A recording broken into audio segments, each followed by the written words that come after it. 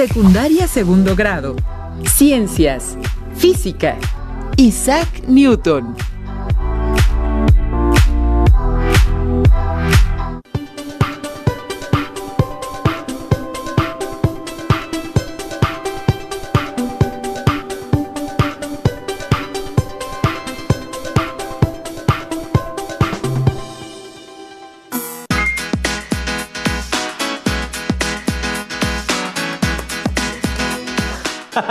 Bienvenidas y bienvenidos estudiantes de segundo grado de secundaria. Me da mucho gusto que nos acompañen hoy en esta sesión de Aprende en Casa para la asignatura de Ciencias Física. Mi nombre es Enrique Rodal y en esta ocasión nos acompaña uno de los grandes científicos de, todos los tiempos, un famoso físico, teólogo, inventor, alquimista y matemático inglés que cambió por completo el rumbo de la humanidad y contribuyó al desarrollo de la ciencia tal como la conocemos. Estamos hablando del primero en demostrar que las leyes naturales que gobiernan el movimiento en la Tierra y en los cuerpos celestes son las mismas. Es a menudo calificado como el científico más grande de todos los tiempos y su obra como la culminación de la revolución científica. Estamos hablando ni más ni menos que de Isaac Newton. Muchas gracias por acompañarnos. Es un gran honor que nos regale un poco de su tiempo para conocer más acerca de su vida y de todo el trabajo que desarrolló. Sí, gracias por la invitación. Pero te voy a pedir que te dirijas a mí como Sir Isaac. Bastante hice para que Su Majestad, la Reina Ana, me nombrara caballero en recompensa a los servicios prestados a Inglaterra. Es un placer para mí hablarles desde el más acá por medio de esta clase de reunión inmediata a la distancia. Se llama videollamada, Sir Isaac. Oh, very impressive. ¡Cuánta innovación! La última vez que me comuniqué con alguien a la distancia fue por carta y tuve que esperar casi 3 meses para obtener una respuesta. En fin, les envío un cordial saludo a todos y a todas los que nos acompañan a la distancia. Por otro lado, creo que las cosas no han cambiado mucho. Supe que están pasando por una pandemia. A mí también me tocó experimentar algo así cuando era joven. Así que les hago un llamado muy atento a todos y a todas a que hagan caso a las autoridades sanitarias para evitar contagios, riesgos y cuiden su salud. Ustedes que nos ven desde casa, no olviden usar cubrebocas, lavarse constantemente las manos y, si es posible, permanezcan en sus casas para que pronto lleguemos al semáforo verde y regresemos a nuestras escuelas. Recuerden, si te cuidas tú, nos cuidamos todos. Veo que está al pendiente de lo que pasa en nuestros días, Isaac. Sí, a veces es necesario. Además, aquí parece que nadie se puede guardar cualquier noticia que escucha. Alumnas y alumnos, tengan a la mano su siempre confiable cuaderno y lápiz o bolígrafo para que tomen nota de lo que a su consideración sean los aspectos más relevantes de la vida y obra de nuestro invitado. Si requieren apoyo visual, preparen sus hojas Ledger, punzón y regleta. Recuerden, si les surgen dudas sobre lo que se mencione, también anótenlas. Más tarde podrán investigarlas en libros especializados o en páginas de internet confiables. Sir Isaac, ¿le parece si iniciamos la entrevista? Of course. Espero que este tiempo sea suficiente para poder platicarles todas las cosas asombrosas y los aportes que realicé, y no solo en la ciencia. Tengo entendido que usted nació de forma prematura el 4 de enero de 1643 en el seno de una familia campesina en Woolsthorpe Manor, una pequeña aldea del condado de Lincolnshire, Inglaterra. No. That's a mistake. Yo nací el 25 de diciembre de 1642, según lo indicaba el calendario juliano, que era el que usábamos en Inglaterra. ¿Cree que nos podría platicar ahora un poco sobre sus padres y su familia? De mi padre no sé mucho. Murió 3 meses antes de que yo naciera. Se llamaba igual que yo, Isaac. Mi madre, Hannah Icecock, pues decidió casarse y hacer otra familia con el reverendo Barnabas Smith. Ese señor ha sido el único que me hizo pecar y amenazarlo con hacerle daño. Nunca me agradó ese sujeto. Y yo tampoco le agradaba. Por eso mi madre pues decidió que lo mejor para mí era que me fuera a vivir con mis abuelos. Sí, Isaac, lamento escuchar que su niñez pues no fuera tan afortunada. Bueno, no todo fue tan malo. A los 12 me enviaron a estudiar al colegio The King's School. Ahí estudié latín, griego, geometry y aritmética. En ese entonces era lo habitual para una escuela. Usted era muy hábil para construir objetos. ¿Puede contarnos qué otras cosas construyó? Bueno, la verdad sí. Me gustaba mucho fabricar objetos de madera. Como ya mencioné, me gustaba hacerles juguetes y muebles para las muñecas de mis amigas. Con las herramientas que tenía, logré reproducir un molino de viento y mejoré el diseño original. Construí un carro de 4 ruedas impulsado por una manivela que yo acomodaba desde el interior. Muchos de los diseños de los aparatos que fabriqué los saqué del libro de John Bate llamado The Mysteries of Nature and Art. Me gustaba construir cometas y regalárselos a mis compañeros de clase, aunque no dio resultado para hacer amistad con ellos. Construí también relojes solares. Tenía llena mi habitación. Y el vestíbulo, y el recibidor, y casi cualquier habitación de la casa en la que entrara el sol. ¡Qué impresionante, Sir Isaac! Ahora, ¿podría contarnos sobre su estadía en la Universidad de Cambridge? Tenía 18 años cuando entré a la Universidad de Cambridge. La verdad, no me gustaban mucho las clases que tenía, por lo que me la pasaba leyendo en la biblioteca. Es por eso que nunca fui de los mejores promedios, ni mucho menos. Pero aún así, aprendí mucho. Al final sí me gradué del Trinity College, aunque no logré ser el primero de mi clase. Well, leí obras de Descartes, Kepler, William Alfred, John Wallis, Galileo, Fermat, Huygens. ¡Wow! Newton se formó bajo la tutela de Isaac Barrow, a quien una vez completados sus estudios sucedería en la cátedra de matemáticas que ejerció desde 1669 hasta 1696. La cátedra lucasiana, como se le conoce en referencia a su fundador Henry Lucas, siempre ha estado ocupada por científicos influyentes y poderosos, incluido en tiempos recientes el físico Stephen Hawking. Sir Isaac, ¿quiere a lo mejor contarnos un poco sobre su vida después de la universidad? Por supuesto que quiero. Te dije desde el principio que yo había hecho mucho por las matemáticas y por la física. Además de que esta comienza a ser la parte más interesante de mi vida. Cuando cumplí 20 años, comencé a enviar cartas a la Royal Society. Sí sabes qué es eso, ¿verdad? Claro, Sir Isaac. Es la Real Sociedad de Londres para el avance de la ciencia natural. Es la sociedad científica más antigua del Reino Unido y una de las más antiguas de Europa. Personajes como Charles Darwin, Benjamin Franklin, Michael Faraday, Albert Einstein, Alan Turing, Louis Pasteur, Werner Heisenberg, Stephen Hawking y Robert Hooke han pertenecido a esta institución que, bueno, si bien es privada, hace las veces de Academia Nacional de Ciencias en Reino Unido. Hooke. Tenías que nombrarlo.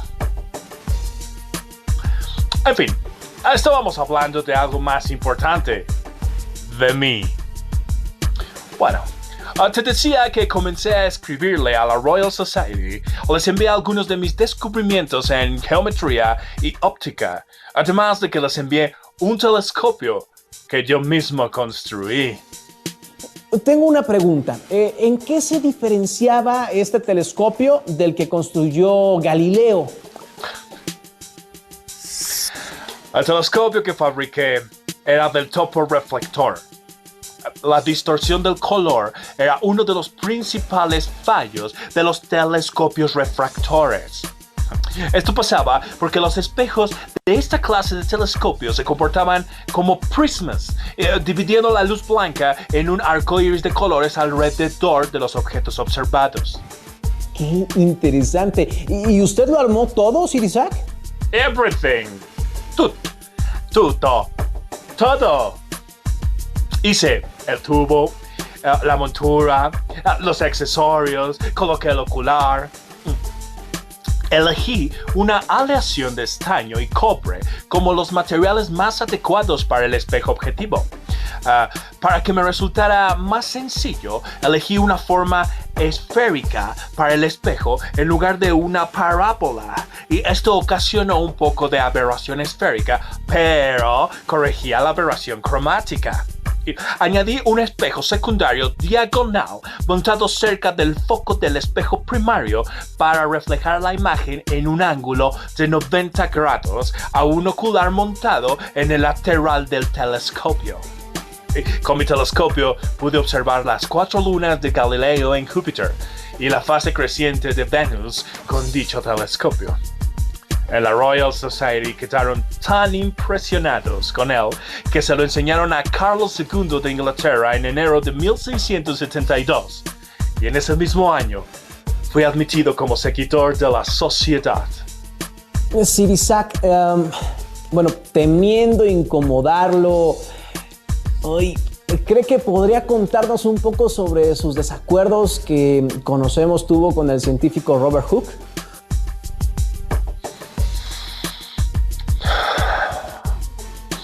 Bueno, el primer desacuerdo, como tú lo llamas, fue cuando envié mi escrito sobre la teoría del color. Ahí argumenté que la luz estaba formada por partículas. Hooke me dijo que le parecía interesante mi hipótesis. ¡Le dijo hipótesis a mi teoría! Esto me ofendió muchísimo, pero tuve que contenerme un poco, pues Hooke era toda una autoridad, y no solo en el campo de las ciencias. Y tras el gran incendio que arrasó Londres en 1666, fue el encargado de topografiar la ciudad para su reconstrucción, proponiendo una moderna urbanización en cuadrículas, y fue además el arquitecto de muchos nuevos edificios. Contribuyó al diseño de otros como el Real Observatorio de Greenwich y concibió el método usado para construir la cúpula de la Catedral de San Pablo. Tengo una duda, ¿ese fue el único desacuerdo que tuvieron? ¡Por supuesto que no! A ese señor solo le interesaba molestarme. Pero la vida me enseñó que la venganza es un plato que se sirve frío.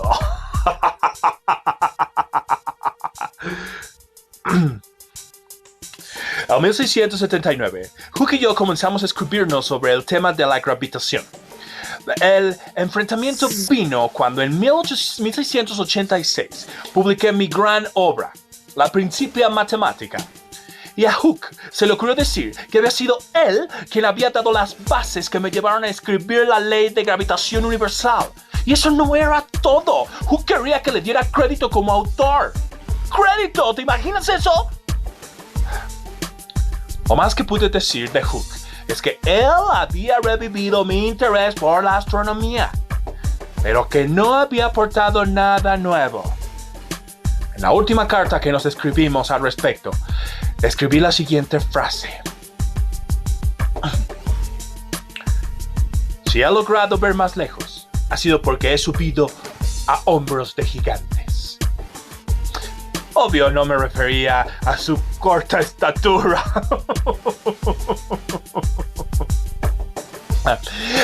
Sino a que mis resultados se debían a las aportaciones de grandes matemáticos y científicos de todos los tiempos. Después de todos estos desacuerdos, prometí que no publicaría absolutamente nada más sobre mi teoría corpuscular de la luz hasta que Hooke se muriera. Y eso pasó en 1703. Y yo publiqué mi libro, Optics, en 1704. Cuando Hooke murió, me nombraron presidente de la Royal Society. Durante mi mandato, nos tuvimos que mudar de ese edificio y pues en las mudanzas siempre se pierden cosas. Y bueno, tristemente, esa vez se perdió el único retrato que quedaba de Hook. Así que nadie supo cómo era Hook por casi 4 siglos. Pues, qué interesante historia, Sir Isaac Newton. Muchos le achacaban esta clase de arrebatos a que pues yo tenía una personalidad cruel o vengativa y que busca pleitos. Pero en mi defensa, es decir, que pasé largos periodos aislado, sin comer ni dormir, lo que resultó en que presentara una severa depresión, además de una crisis psíquica. Muchos dicen que todo era por la alta concentración de mercurio que tenía en mi cuerpo. El mercurio es altamente neurotóxico, pero lo que esto explicaría los cambios pues de mi conducta. Yo creo que el mercurio solo hizo que mi brillante cabellera se tornara gris.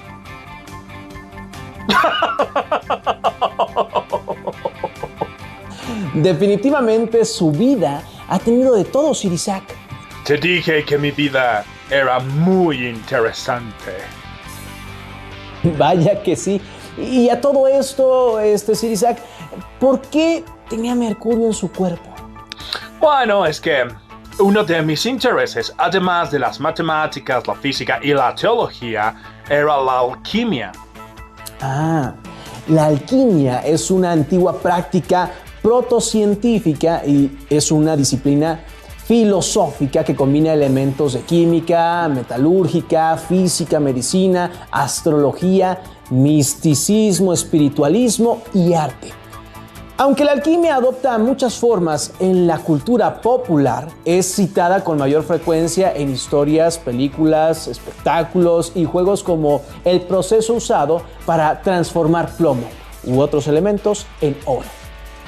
Otra forma que adopta la alquimia es la de la búsqueda de la piedra filosofal, con la que pretendía conseguir tanto la vida eterna como la transmutación de cualquier metal en oro. Todo eso es correcto. Escribí más de 1 millón de palabras sobre la alquimia, algo que tardó en saberse, pues la alquimia era algo ilegal en mis tiempos. Mis trabajos los firmaba como Jehová Sanctus Unus, que es el anagrama latinizado de mi nombre, Isaacus Newtonus. En el jardín atrás de mi habitación, construí un cobertizo a modo de laboratorio, donde tenía un fuego encendido de manera perpetua y allí hacía mis experimentos. En 1680 escribí Index Chemicus, que es mi texto más largo sobre alquimia y sobresale por su gran organización y sistematización. En 1692 escribí 2 ensayos, de los que sobresale De Natura Acidorum, en donde discutía la acción química de los ácidos por medio de la fuerza atractiva de sus moléculas. En esta obra trataba de dejar clara la relación entre las fuerzas de lo que hablé en mi Principia Mathematica con lo que encontraba en el mundo de la alquimia. Bueno, también usaba la alquimia para automedicarme. Nunca le tuve mucha confianza a la medicina, por lo que usaba mis conocimientos en alquimia para hacer remedios caseros. Bueno, no me regañes. Los remedios alquímicos no deben ser tan malos. Yo viví hasta los 84 años, cuando la esperanza de vida no pasaba de los 50 años. Y disculpe, Sir Isaac, ¿puede platicarnos un poco sobre su gran obra, Principia Mathematica? Claro. Mi gran obra, Philosophiae Naturalis Principia Mathematica, del latín Principios Matemáticos de la Filosofía Natural, aunque todo mundo se refiere a él simplemente como Principia. Si no hubiera sido por mi amigo Edmund Halley, que me convenció de publicar mi compendio de mecánica, seguramente hubiera terminado por destruir todo ese material por miedo a las críticas. Y yo le agradecí a Halley en las primeras páginas de mi libro.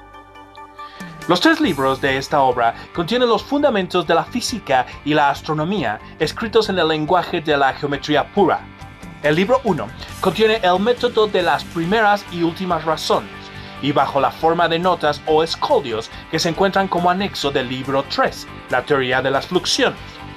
Algunos se quejan de que para esas épocas más modernas es un trabajo difícil de leer, pues la notación que se utiliza actualmente se parece más a la de Leibniz y no a la mía. Pero bueno, eso ya no es mi culpa. Y bueno, en el campo de la mecánica recopilé los hallazgos de Galileo y enuncié mis 3 famosas leyes de movimiento.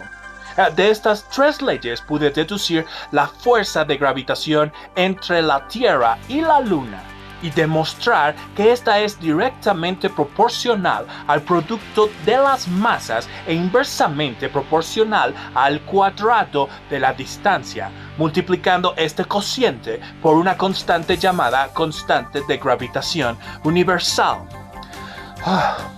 Además, generalicé esta ley a todos los cuerpos del universo, con lo que esta ecuación se convirtió en la ley de gravitación universal. ¡Universal! ¿Sabes qué significa eso? Que esa ecuación tan sencilla explica por qué el universo se comporta como lo hace, sin importar dónde estés o con quién lo describa.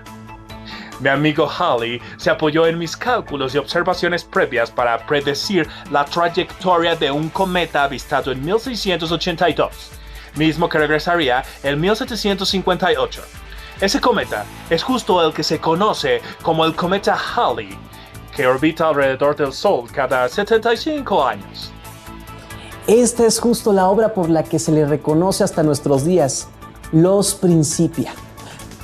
Sin embargo, Sir Isaac, usted trascendió más allá de la ciencia, la alquimia y la teología. ¿Es correcto, no? Así es. En 1687 defendí los derechos de la Universidad de Cambridge contra el rey Jacobo II, que intentaba transformar la universidad en una institución católica. Como resultado de la eficacia que demostré, fui elegido miembro del Parlamento en 1689. Mantuve mi escaño durante varios años, aún después de que destronaran al rey. Después de ejercer casi 30 años como profesor de la cátedra lucasiana, renuncié para aceptar la responsabilidad y el cargo del director de la Casa de Moneda en 1696. Durante este periodo fui un incansable perseguidor de los falsificadores, a los que enviaba la horca, y propuse por primera vez el uso del oro como patrón monetario. En esa época había muchos embaucadores que se dedicaban a raspar las monedas de plata para obtener metal, fundirlo y venderlo. Para evitar esto, se me ocurrió ponerle rayas al borde de las monedas. Así, si las llegaban a raspar, se podía notar. Esto también era, pues, una falta que se castigaba con la cárcel. Me gustaba desarrollar mis talentos y participar en actividades diferentes a las que había realizado en Cambridge. Aún así, me pesa un poco que durante los últimos 30 años de mi vida abandoné prácticamente toda actividad científica. Bueno, creo que de momento es todo lo que quiero compartir con ustedes. Adiós. Sir Isaac Newton fue elegido presidente de la Royal Society en 1703 y reelegido cada año hasta su muerte. En 1705 fue hecho caballero por la reina Ana como recompensa a los servicios prestados a Inglaterra.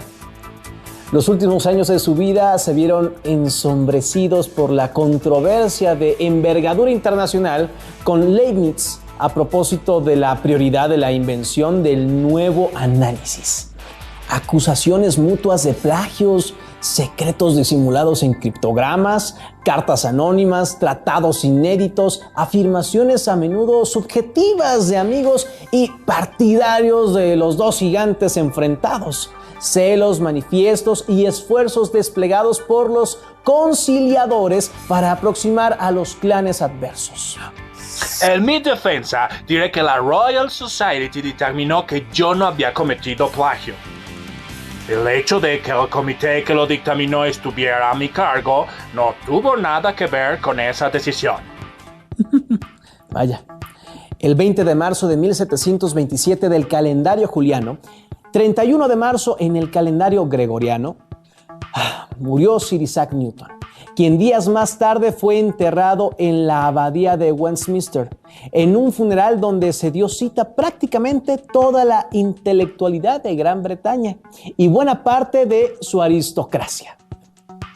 Se rendió homenaje a un hombre de ciencia, a un matemático, a un filósofo natural y al primer científico nombrado caballero por la reina en la historia de aquel país.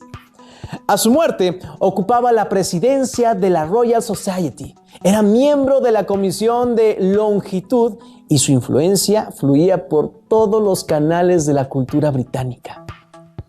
Isaac Newton murió octogenario y con la fama de poseer una mente con una capacidad extraordinaria para dominar las ciencias más difíciles, las matemáticas y el cálculo, la mecánica de los cuerpos celestes y el comportamiento de la luz. De hecho, sus contemporáneos lo admiraron tanto que no pudieron contener sus exageraciones. En el mausoleo de Newton, situado en la abadía de Westminster, se asegura que estaba dotado de una fuerza mental casi divina. Pero todavía más rotundo era el epitafio que propuso el poeta Alexander Pope. La naturaleza y sus leyes permanecían ocultas en la noche.